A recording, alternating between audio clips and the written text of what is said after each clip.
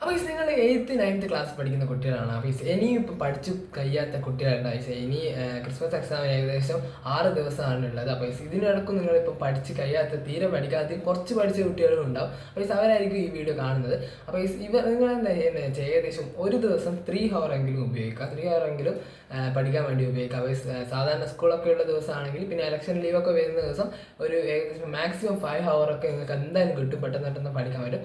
അപ്പോൾ പിന്നെ ആണെങ്കിൽ നിങ്ങൾ ഒരു പ്ലാൻ ഉണ്ടാക്കുക, ടൈം ടേബിൾ പോലെ ഉണ്ടാക്കുക. അപ്പോൾ അതിന് കണക്കായിട്ട് നിങ്ങൾ പഠിക്കാൻ ശ്രമിക്കുക. എത്ര ചാപ്റ്റർ നിങ്ങൾക്ക് ഉണ്ട് അതൊക്കെ ഒരു സ്ഥലത്ത് നിന്ന് സ്റ്റിക്കി നോട്ടിലോ അങ്ങനത്തെ എഴുതി വെച്ചിട്ട് നിങ്ങൾ റൂമിൽ ഒട്ടിച്ചിട്ട് നിങ്ങൾ നോക്കുക എത്ര പഠിക്കാനുണ്ട്, അതൊക്കെ ചെയ്യുക.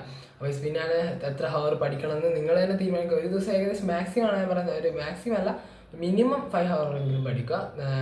നമ്മൾ സാധാരണ ദിവസം സ്കൂളിലൊക്കെ ദിവസമാണെങ്കിൽ 3 hour 4 hour ആണ് മിനിമം പഠിക്കാൻ പറ്റുക, മാക്സിമം പഠിക്കാൻ പറ്റുക. അപ്പോൾ അത് സമയത്തൊക്കെ പഠിക്കുക. അപ്പോൾ നിങ്ങൾ ചെറിയ ഷോർട്ട് നോട്ട്സ് ഉണ്ടാക്കുക. സോഷ്യൽ സയൻസിനൊക്കെ ആണെങ്കിൽ 8th 18ാം തീയതി അങ്ങനെ സോഷ്യൽ സയൻസ്, 9th ആകുമ്പോൾ 15ാം തീയതി ഫസ്റ്റ് എക്സാം തന്നെ സോഷ്യൽ സയൻസ് ആണ്. അത് നല്ലോണം പഠിക്കാൻ വേണ്ടി ശ്രമിക്കുക. അപ്പോൾ 8th സമയം ഉണ്ടെങ്കിലും സോഷ്യൽ സയൻസ് പിന്നെ മാത്സ് ഒക്കെ ലാസ്റ്റാണ് വരുന്നത്. അപ്പോൾ അതൊക്കെ നിങ്ങൾ എന്തായാലും പഠിക്കുക. കോൺസെപ്റ്റ് മനസ്സിലാക്കിയിട്ടാണ് ഫിസിക്സൊക്കെ നമ്മൾ പഠിക്കേണ്ടത്. അപ്പോൾ ഇന്നത്തെ എല്ലാവർക്കും ഇഷ്ടപ്പെടുന്ന കേൾക്കുന്നു. എന്തായാലും നിങ്ങൾ പഠിച്ച് ഇപ്പം തുടങ്ങിയാൽ നിങ്ങൾക്ക് ഫുൾ A+ തന്നെ നേടാൻ വേണ്ടി പറ്റും. അപ്പോൾ ഇന്നത്തെ ചാനൽ സബ്സ്ക്രൈബ്. പുതിയ